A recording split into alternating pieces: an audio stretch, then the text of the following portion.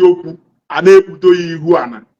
Get the value of 214 million 10 years ago.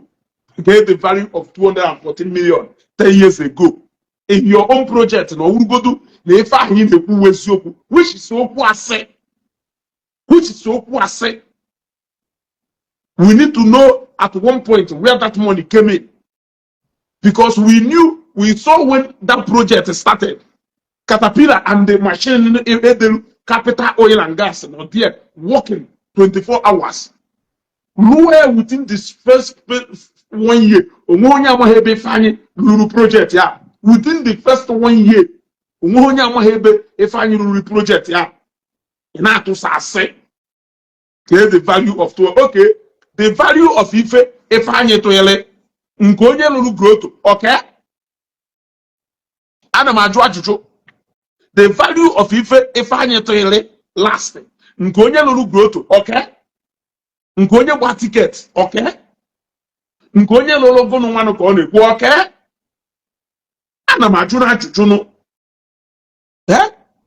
Unu aya afụchi eziokwu esi etu a ushi eziokwu isi na ana.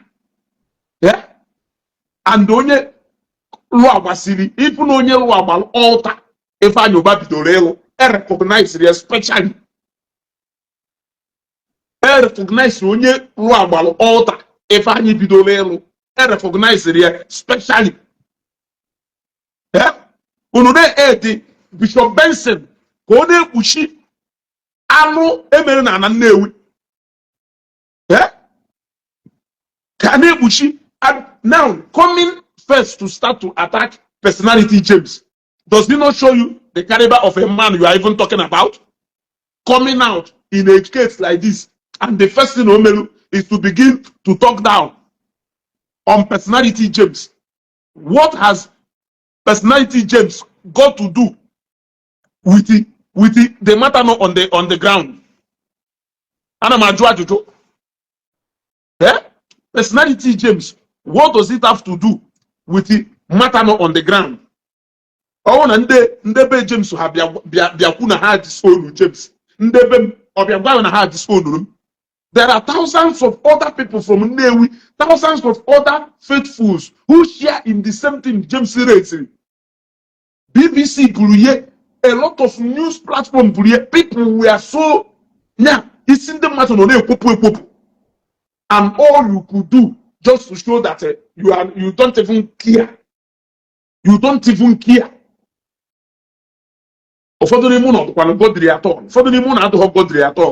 Beyond that, all just people respect.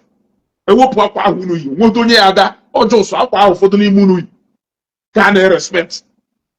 And I can tell you that for free. Yeah? Yeah? Akwa unu yi can respect. Yeah? 210 million. Konya nedelai na last 10 years. Now 210 million is 1.1 billion. Why did he not finish that project? Why did it not finish that project? Oh, na 214 million. Now that last year, oh, na that last 10 years now, no 1.1 billion. Why did it not finish that project? Because he will 1.1 billion bido that church project na foundation today. At least he have gal. Why na 214 million last 10 years? I got how to far. Keleba is that money.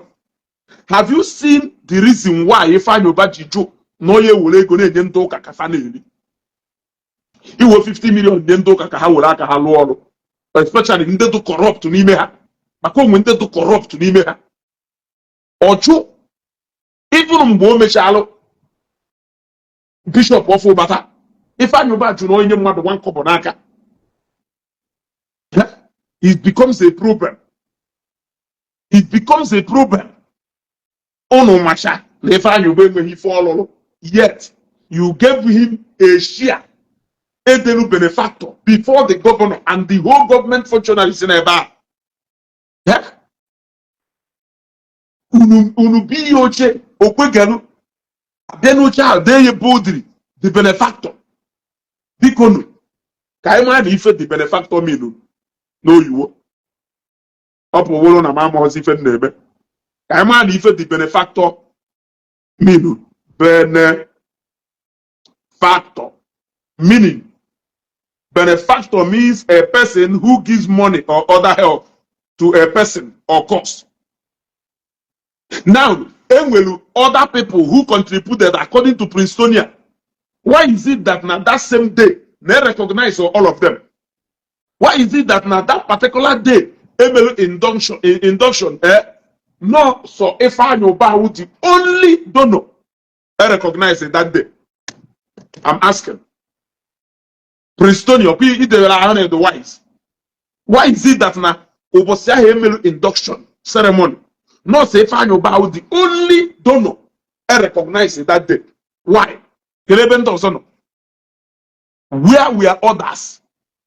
Yet ndike ndị obodo ji wee biri ma ome ka nna ya ha ncha niile nọkwa n'ụlọ ụka. Ebe ndị odogwu nọkwa n'ụlọ ụka. Okay, ma alụ a Princeton. We will never allow you people to cover this alụ. Bishop go explain tire no evidence so. Ọ ya emecha abụsta akwụkwọ physically. Bie the figure ahụ nwere. Bie ya na church bulletin.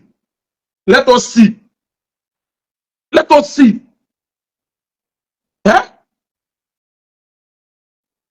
Ulu ana-atụ ụga, okpotokpo ụga ha etu a, eyiri akwa ọcha, a na-atụ ụga, eyiri akwa ọcha, a na-eghe asị. A na-eghe asị.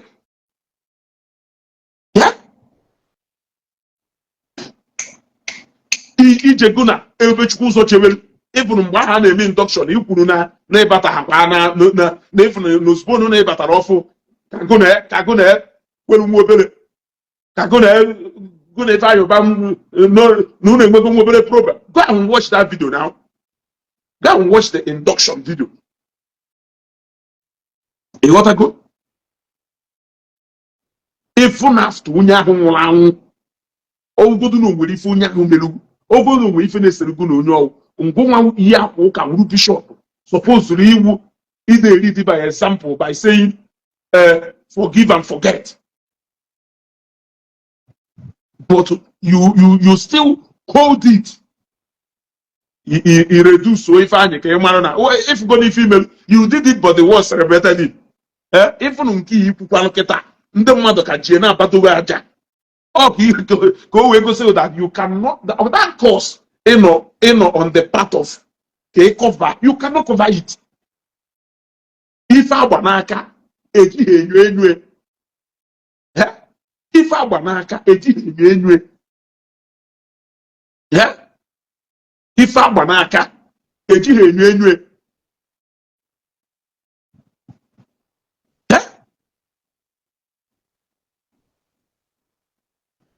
he recognized onye kpuru growth. He recognized every other person. I challenge you. Imalo data ahụ unu ji na church. Release any. Unu nwere anything unu ye release. Nothing. Onwe ife unu ye release. Onwe anything unu nwere unu ye wepụta. Ife unu ga ekwodo na atụ. Nkuzie na Bishop Benson na-akpọ Bishop Okeke onye okwu asị. Mmadụ bịa jụọ m how. How do you mean by how? Are you honestly asking me how? When Bishop Okeke said that no naga and no Ifeanyi wonye na alwe and not our distinguished senator wonye na alwe. Recount what into first roof is wega, into second roof is wega, into us we on at the third roof. Na our senator na meet up on a side here. Come on dollar wunde na so. That was what the bishop said. Another bishop, Obiata. Now, why Lord said if I knew with our 214 million. Then, the owner church is 214 million. Then, can you see if I lolo? Or if the new bishop and why? But up till opposite 2020, 2021, and 2022 ML induction, the old bishop no a way make calculation ni no on a hatch of Obrunisi. mana Ifeanyi wonye alụlụ church ọ mana Ifeanyi wonye alụlụ church ime ife awụrụ ebe ahụ ime ife awụrụ ebe ahụ ime ife awụrụ ebe ahụ ka nna jụ ime ife awụrụ ebe ahụ make we dey fear God o make we dey fear God make we dey fear God ma ndị akwa ọcha ma ndị akwa ojii make we dey fear God apụtazi asịrị na onye ọwụ bishọp si ekwu na onye gba taa onye gba na aya ekwe onye gwarago na aya ekwe na ewu bishọp na aya ekwe onye gba na aya ekwe okwu asị ịsịchacha ala asị si asị ọcha ọ mmadụ ya gwa n'okwu asị ka ịsịrị. Are you a politician? You are a politician. You are a politician. Yeah? You are a politician.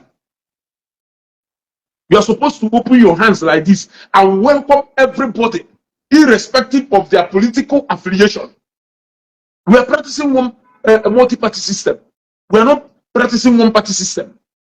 So why do you think that Ifeanyi Ubah being in a different political party, contesting with the people be there, it will chaplain here? Why do you think that Ifeanyi Ubah will reward them? But will reward them? Tell me. Can he reward them? Tell me one. As a priest, he was chaplain who Peter Obi for 8 years. Ifeanyi Ubah na Peter Obi na anụ he go the matter personal. Even mgbe isizi ebe ahụ bịa Nnewi iburukwa that same ọbụ bịa Nnewi ọbụ na ịbịara Nnewi mgbe onye ahụ hụrụ n'arụ senator ịbịakwa Nnewi mgbe ahụ burukwa the same thing n'obi ọnwụọ okay ka njụọ Bishop Benson or because of ife a ikwuru you are now justifying to us that number one that intentionally recognize the man who built a grotto. Let me forget the Ifeanyi Lolo Church from foundation to roofing. Yeah. Let me forget the fact that the Ifeanyi Lolo Church from foundation to roofing. Or because of Ife Ineku, he will recognize that the man who lolo the grotto over the man who roof church 3 times. What is the value of each work? Roofing work. What is the value? What is the value? This is I'm trying to bring you up on the added. Yeah? What is the value of first roofing, second roofing, and third roofing? Let us forget about foundation to roofing. What is the value? Is that the reason why you recognize the man who bought the ticket for the bishops? He recognizes the only roof church 3 times.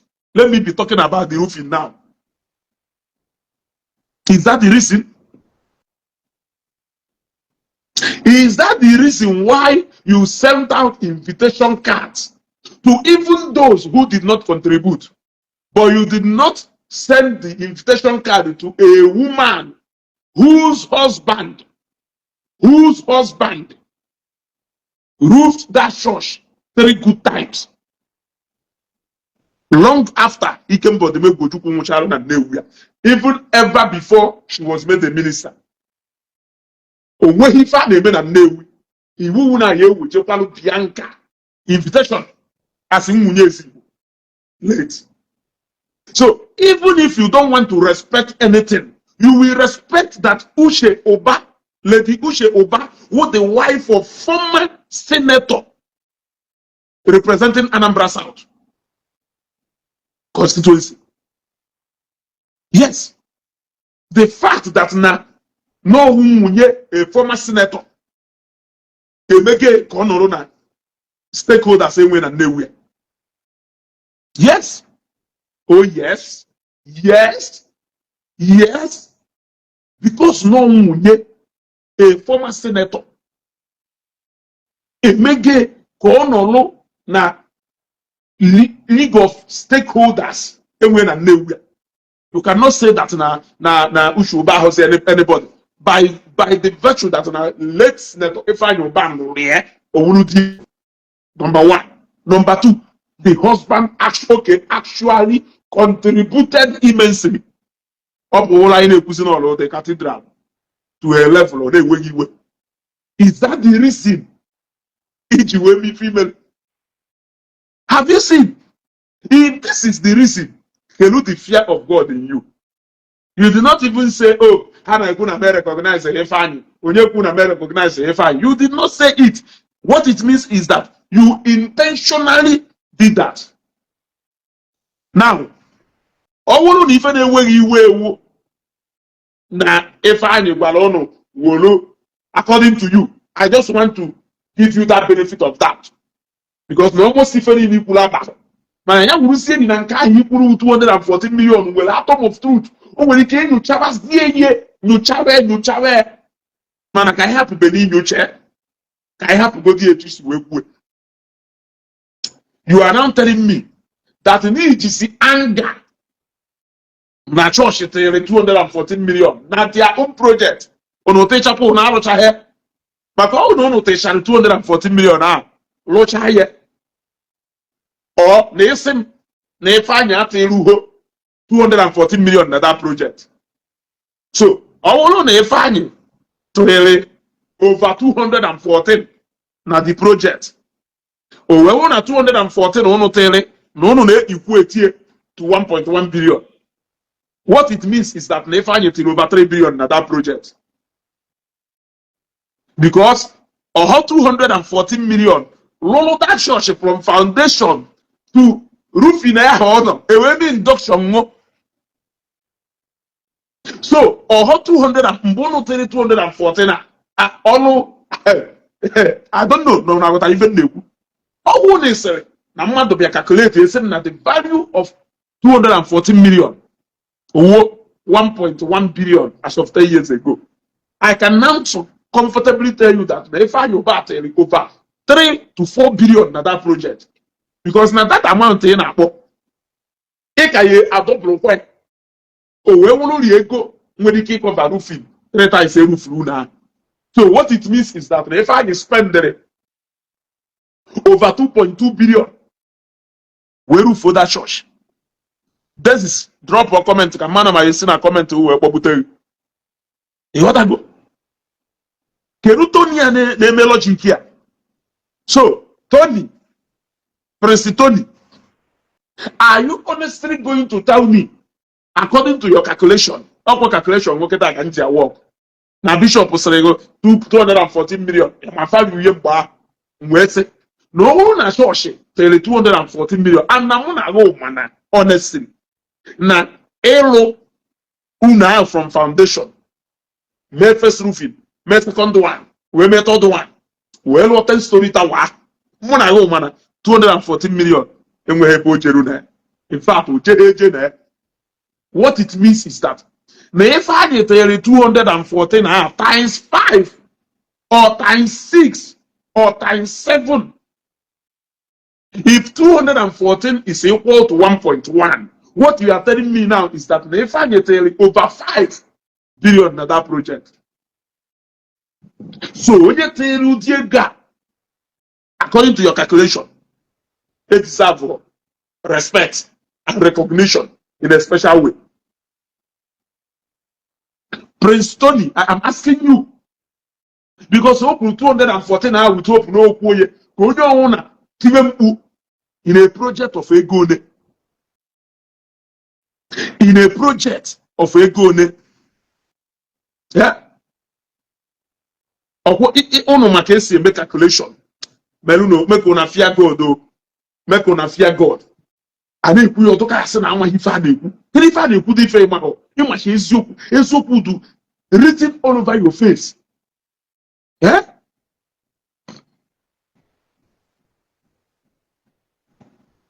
Remember, Ifeanyi didn't bring that kind of money. You people were saying, all the ego. All the ego. All the ego. I challenge only more than Ifeanyi would have a cathedral to come out and say it. Ondo capital 214 million. What is 214 million?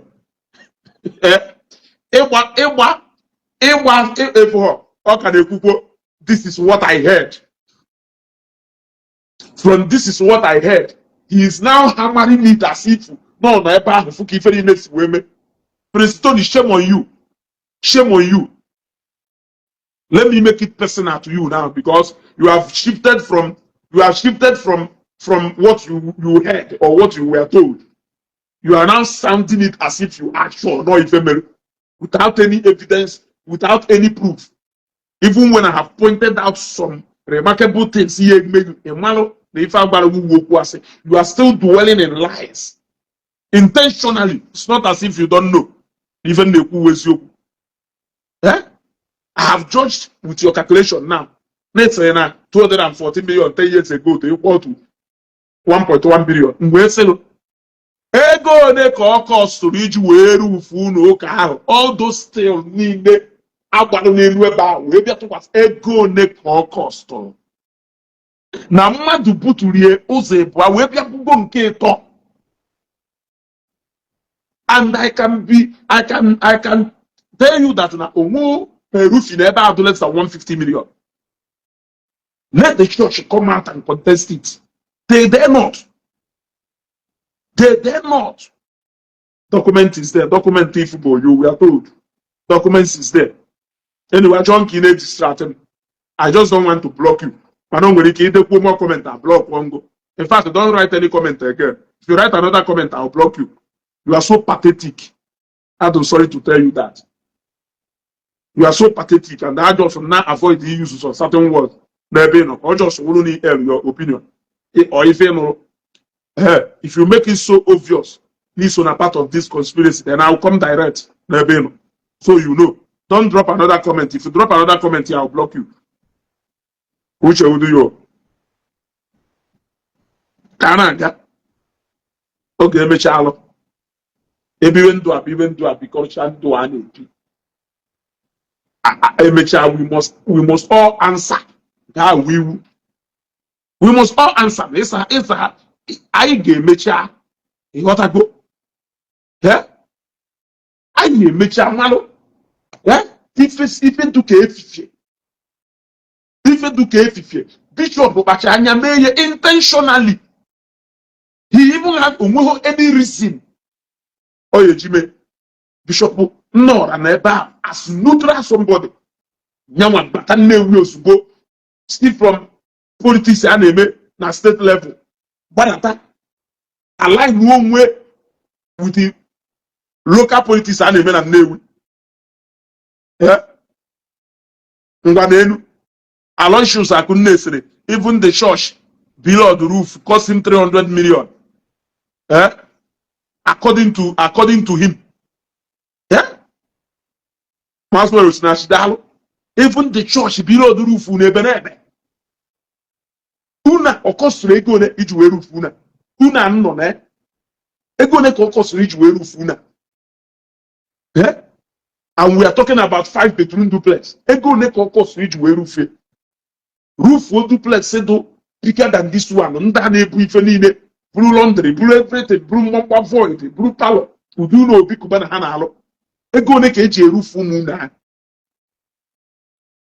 Ego ne ka eji erufu a mini factory a na-agba igbe n'elu, gba simple igbe n'elu. O we use that one do as big as that capacity. Ewe wonu meta ni na we bu n'elu. So ngwa yo na ish roofing erihe less than 150 to 200 million. A man and nothing. Matuli carry. Make a maduli 2-3 times. Now the third one, we feel to the educator. It was so, yeah, wickedness out to know. Epo siri who, kinye tunya credit, or macano bialo. Oh, they find you non to, ye memuye, ta. Go to kill a medal. A bishop no one. My father. How would they put fools on Ondo? You cannot do it. Imani what you to a bishop yes, you know. When aka to be a general loca. General loca. On a moon joka Joe. They are no. On a Judge wanted to a bishop or 400 gelatane. Judge wanted to a bishop or for far. ndị chiri bishọp ha jewe ife dụka atani jee jụọ ndị dụka bishọp Prosper ama ha ndị chiri bishọp weje ha n'obodo ya wee ruo bife nata nye mmadụ bife ifuru ndị ya ewere 10 million nye gị ma nọdụ ka ekwu n'elu kwutuo ijecha ọrụ ụka n'obodo ahụ pụta ivalio something mana ewojuo na ọka ikekwe ozu ijere ọka na-eme chaplain naghị adọrọkwa ego from gọọmenti from ọka ewejego ikekwe Owerri from Owerri wetaghị Ekwulọbịa agha na Ekwulọbịa wetaghị Nnewi ebe niile ị na-eje ewu city so you can now afford to all ijele atani ihe amụ ife na mmadụ butere one bag of cement wụta 100,000 wụta 200,000 ịmanụ n'ọrụ ụka ka ijem ịmanụ bishọp ka ị lụrụ ịmanụ bishọp ọrụ bishọp ka ijem a na-ekwuye ụna na justify ife ọjọọ ụna na justify ajọ ife because no ụkọchukwu because no fada because no bishop Bishop Ndubisi Obi was so friendly to Senator Ifeanyi Ubah because of Bono, because of Mobili Ifeanyi Ubah na-emere ndị Anglican. Bishop Okeke Nnora ejighị Ifeanyi Ubah egwu so Bishop Benson nwere ike imenwu ife amelu also Bishop Benson nwere ike imenwu ife omelu o nwere onye bishop ọzọ mma obi ya ekwe wee mee ife ọsụkwu onye ahụ n'obi mkpume or only somebody who is a politician ya na nwe obi ife ndị politicians na-eme bishop ọ na ha agba egwu politics anyị emenwe because ọ ya dasị what will people say ochie integrity ye what will people make of me mana some of these politicians are na-echekwa n'ihu a na-eche azụ ha agụtọ ha kwa interest ha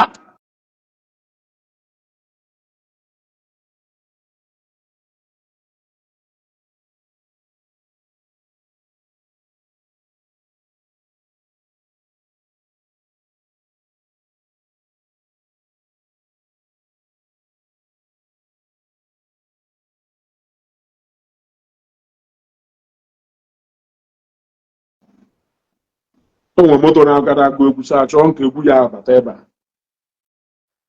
ịghọtago so it is only nke bịalụ okay it is only nke do politically ifa wụsọsọ nya nwere ike ịnị obi mee ife ahụ o mere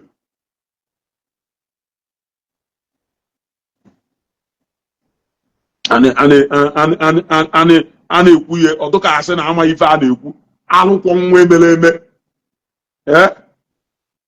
instead of ya apụta show a way you can unite the church iche na ọsọsọ Ebube a na-edo ịma kọlụ nna asa from ụmụnne anyị ndị n'obodo Igbo ma ndị nọ n'ụlọ ebe a ịma kọlụ nna asa a lot of people do disappointed all because na anọrụzie na-ekwu okwu ndị mmadụ enwere maka n'ụka nwee maka na bishọp mechie ọrụ nyekene ndị mmadụ chansị ha kwuo ifedo ha n'obi bishọp na-ekwu okwu ndị nne nwaanyị na-atamụ na-enye mkpọtụ ekwotu ka bishọp kwuo okwu ọ bụrụ na ife ị na-ekwu na ha laikere ya ha ya ada eti mkpu na-ehe alụghụ they were not hearing you they were murmuring at first mgbe ị bidoro ikwu maka James Lewis ebe bụ na nọ quiet ọ na people na efolo ife anyị na-ekwu ha ya ada ekwu wee nya ha ya ada enye sign gosiri na ha na-ehe alụghụ n'ife ị na-ekwu mana ibidoro ikwu maka James Lewis ebe niile ntụka ebe a gbasara mmiri ibido ikwu maka Ifeanyi Ubah ntamụ na mọmọrị ju ebe niile to the point na people ahasa anụ ife onye ji Mike na-ekwu ị ka na-ekwu. That is to show you the mindset of people, but you don't want to learn and see what is happening. You don't know that even among people who are not close to you are not happy with you. If you think they're happy with you, go and interview every Catholic one after the other. Go and interview all the Catholic priests one after the other. 70% of them will talk back to your face. Then 80% of Catholics know that we are better hair. Better hair. ọ karịa ihe etu a ọkpara na-ele ọkụ n'ahụ mmanụ sị na ahụ amake full confidence about Ifeanyi Ubah. Ee, 214 million ka iji wee lụgide ụlọ ụka ahụ wee lụruo ya ebe ahụ ọdụ mgbe ị batara. 214 million lụrụ ụlọ ụka ahụ lụruo ya ebe ahụ ọ nọ mgbe ị batara. Unu wee ghara ịlụchabene 214 million o mere one roofing n'ụlọ ụka ahụ. I stand to be corrected. Look at how you are calling. It took us 600,000 to move away this. It took me 1 million to clear this thing. Na Ifeanyi Ubah na ebe a na-alụ billboard eji campaign. Onye campaign. Onye campaign because no na-alụ n'ụka. Ọkwa na mgbe ahụ ndị na-agba ife ahụ a na-agba n'elu na ọrụ ebe ahụ. So o weruzie ofishe tuwo nnụnụ na ndị na-agba that metal something a na-agba n'elu na ọrụ na that church. So ha na-agbasie ewerukwa ofu iche na-atụwu nnụnụ na ọkpụrụ onye welda na-alụrụ ya ọrụ onye ọ na-enye kọntraktị bịa nye ya ọrụ ebe ahụ o weruzie because of nọ n'ọrụ ebe ahụ were ọrụ billboard enye onye ọzọ ọzọ ofu iche ka o ji tụwu nnụnụ na ife na-enweghị iwu ewu nwaanyị o jiri ọ na politics nwaanyị o ji wee wuru a major opposition to the state government to the party na support to the party you a member of ọ ife na-enweghị iwe ọha na-agba billboard ọkụ onwe right participate na politics etu o si wee chọọ ọya wụ edomi ife na-enweghị iwe ụlọ na-enye political party bọmpa to bọmpa ma ọ mgbe ahụ ịnọgodo iwugodo chaplain ịma ha ụfa nye na Peter Obi tirie Obianọ batakwanye na Obianọ pịawe before Soludo wee bata Soludo sodu n'onye batalụ mee ha ịdụrị ka agụnụ mere because Soludo so na onye ya na Ifeanyi Ubah bụ friendly more even before Ifeanyi Ubah wee nwụọ ọ Soludo ndị ọzọ niile wụ Armageddon. Onye ka o ji emekwukata okwu Peter Obi a asị m sometimes sekwakwunu mmadụ gwa ya eziokwu gwe na afụfe Ifeanyi Ubah talụ with the ancom kosharis today ịma maka Peter you know about it. You instigated all those things because you want to suppress Ifeanyi Ubah. You want to make Ifeanyi Ubah bankrupt. You want to make him bankrupt or run away from governorship contest in Anambra State.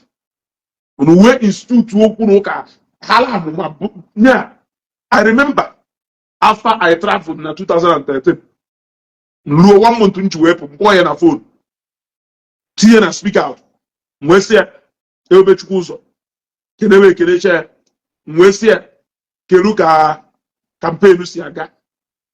Osemo na no na aga, mana na Peter Obi na chugariye. Oi for gwaram. Bishop omi fe salia, mwesia na afa ewe ebe chukuzo. Na once ebe chukuzo no nwe ife yeme. Osemo amen.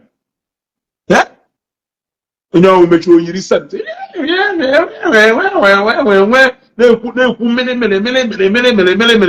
mana o nwekwara ebe isi wee gbakwa njọ nke hu ịlalụ nwanne gị lapụtalụ Ike Imokodo and Access Bank gwa ha gbuo n'ife ịma n'ọdụ straight. They wanted to frustrate his business and frustrate him out of governorship contest. O wee wụ na nwoke kpọrọ akpọ kwụsị ike wụrụ chinchin gbalụ na isi iwole amụma bịa were egwu igwe bịa onya na-enweghị iwe. That is why you are upset.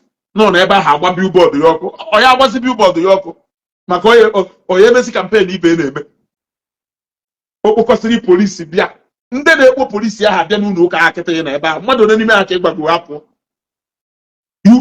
ịkpọrọ everything about Ifeanyi Ubah or because of this ka iji okwe ka a karị Ifeanyi Ubah na cathedral.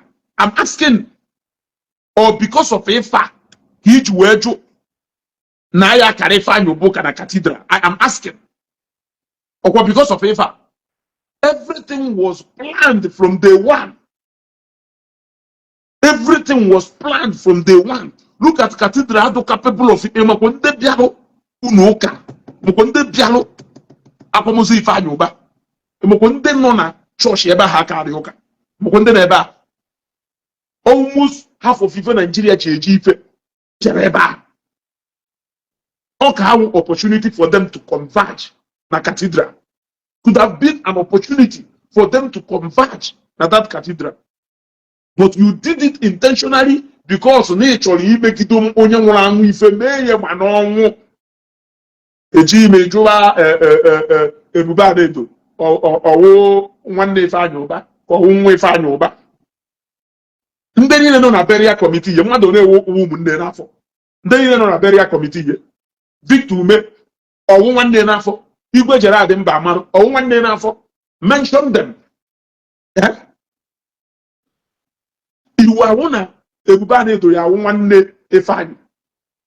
Before we be as a Catholic and as a knight of the Catholic no from ife do to atukoma na supposed to must he be a family member to Ifeanyi before he can be able to do that? The answer is no. He must not be I, even not being a Catholic, I can see what is good. So if I don't mind, I don't free for the man, if I don't mind. So you have just proven to people that you did it intentionally.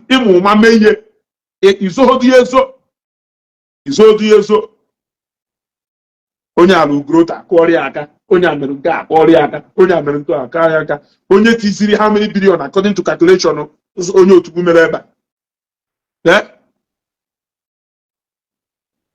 Unu mara ife ahụ soro eso ka fọrọ afọ. Wode ka inu I want to see the reason patalo. I will introduce Shandoso and Ife Hamelu. I want to see the reason patalo. Every other person contributed, including Senator Ifeanyi Ubah. I want to see why you reduce his own contribution into a mere contribution. But Onyenunu Groto was given a special platform for people to clap and celebrate him. I want to see the reason. Somebody should make it make sense to me.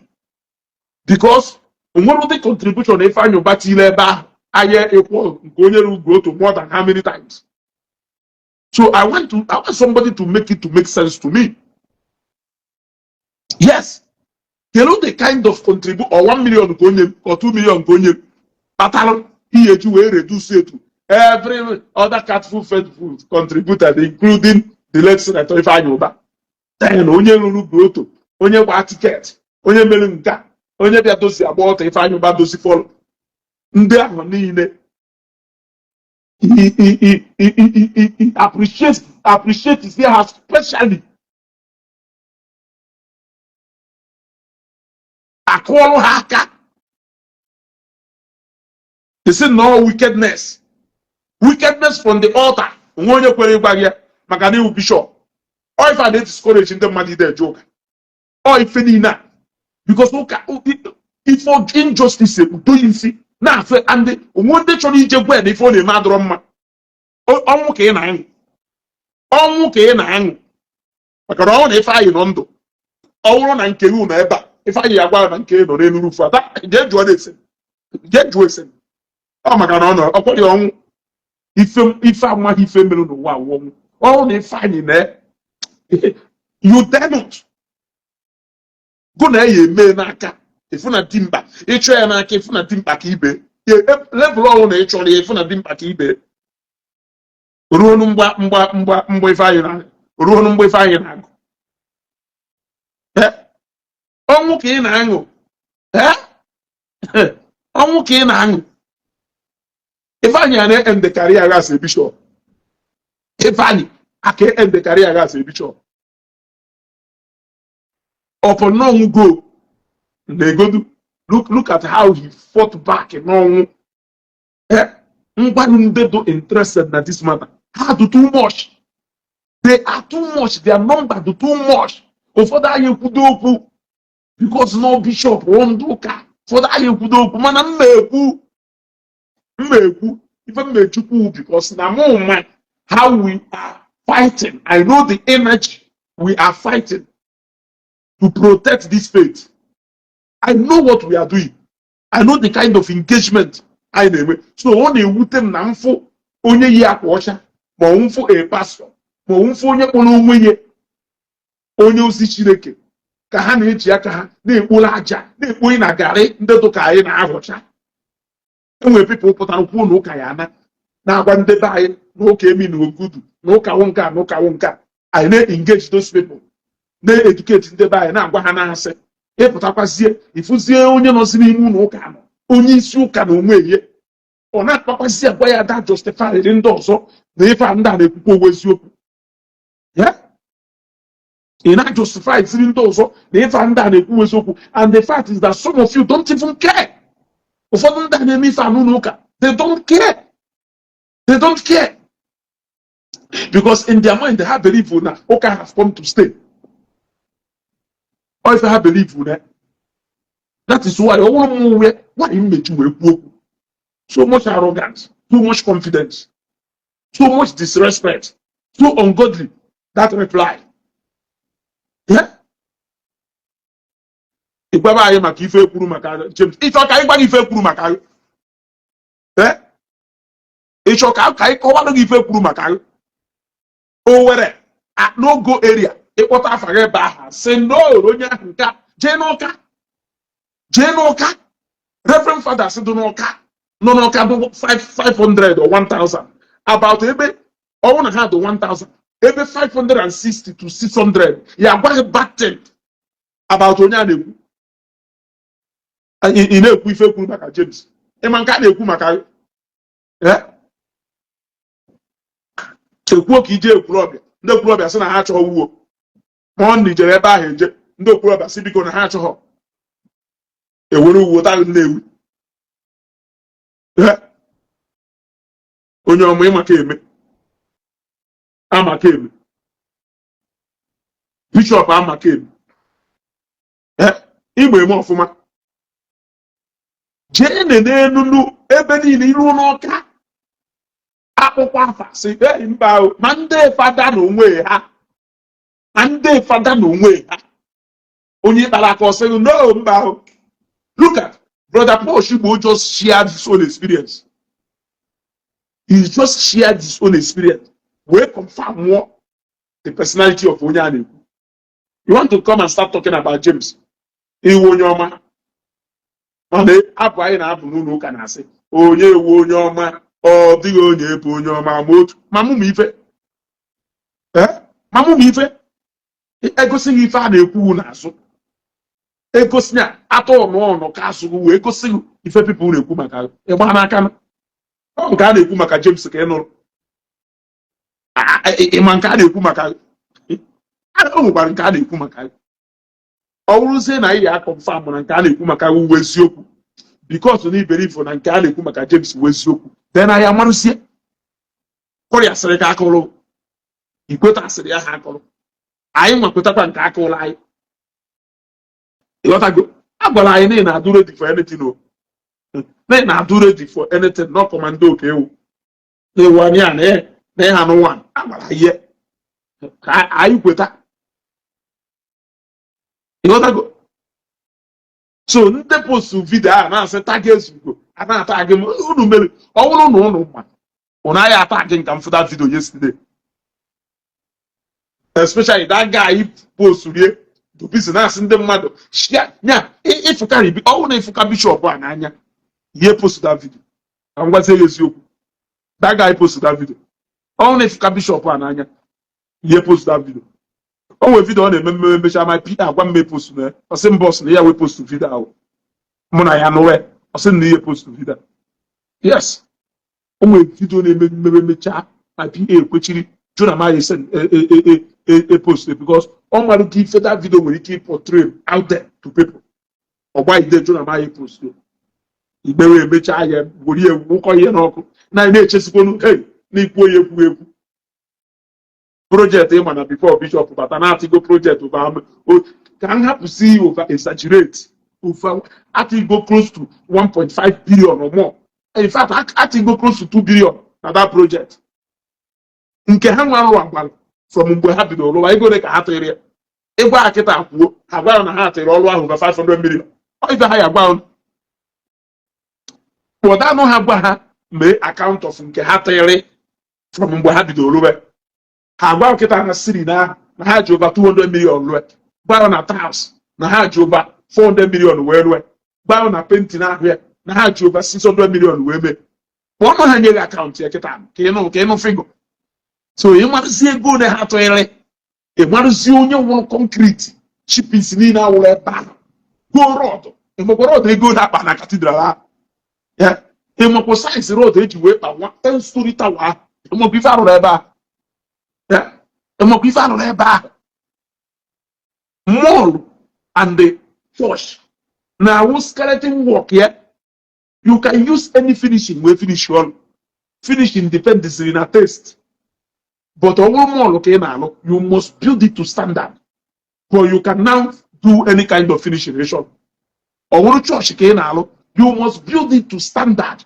you can now use any finishing so ịlụ ụmụ project awụ construction ya architectural design ya wugodo number one nyegodo number one ya ka mmadụ lụchaa ịbịazi ete penti nya ebe a na-ekwu n'Abia steeti na ọjọọ ụzọ kara ha lụrụ iri onye abịa tee penti which is na nke ha na-okwu asị ka ha na-ekwu nya nwoke nụrụ ọgụ nụchaa n'ọgụ nwaanyị bịa nwere akụkọ ịfụzieri na n'oge ahụ anyị inaugurate cathedral ahụ ịfụzi ebe ọ na-ekwuzi a na-edezi maka nke bishọp mmerụ a na-edezi ihe na-expatiate na-elaborate now you see na ha mụ ife ha delu oge nna analyze ndị sịra ya ije n'akwụkwọ na-edere ya n'akwụkwọ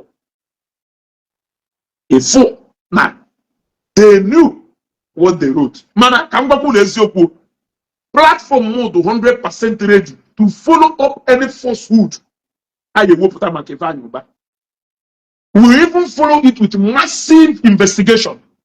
Ama agwa gị ka ọ wụlọ massive investigation.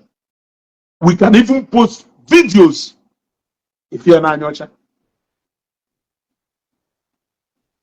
Nje na Facebook page profile mgba ebe bụ mife page ya na 2018 ndị a Nigeria.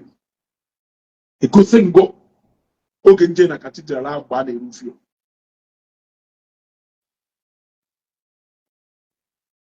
Yes. Egosi ngo oge nje na cathedral ahụ mgba na-erufie. Ruo ebe I even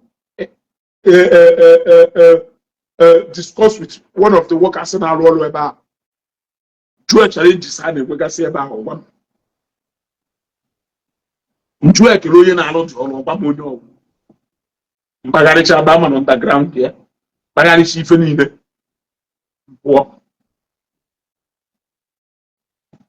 Nye ka bishọp ya apụtasịrị na for the past 10 years Ifeanyi Ubah bụ ego na the church. Ifeanyi Ubah wụ na ọtụ bụ ego na the church for the past 10 years. Gwazie na anyị exactly ife ọrụrụ. Okay. Gwazie na anyị exactly ife Ifeanyi Ubah lụrụ. Gwa na anyị okay. Na Ifeanyi mechara na alụ foundation. Hapụsie ya. Gwa na anyị okay. Na Ifeanyi Ubah mere foundation kpota aja mee nka. Gwazie na anyị etu a ka anyị mara. Gwa na anyị exactly ife Ifeanyi Ubah lụrụ. Unu agwa anyị ebe ọ lụtebelu ka ọ tụkiri ya. Ọha ịgwa anyị 214 million. Iweje to project ya lụrụ. It cannot even do anything. Which part of that project ka ọ ya cover? 214 million. Which part of that project ka ọ ya cover? Ana m ajụ ya ajụjụ. Zanụ sọsọ ọta ahụ Ifeanyi lụrụ mgbe ahụ emere induction. Ego ole ka o riri. So 214 million compared to that project in that manner. Kerife, that money is nothing compared to that project. So gwazie na Ifeanyi lụrụ deserve na enye recognition o deserve. Ọdụ ka ya sị na na-ekwusi nye trophy ma o sinye ya award. Okwu a unu ewekwa n'okwu again. Anyị ekwugide okwu a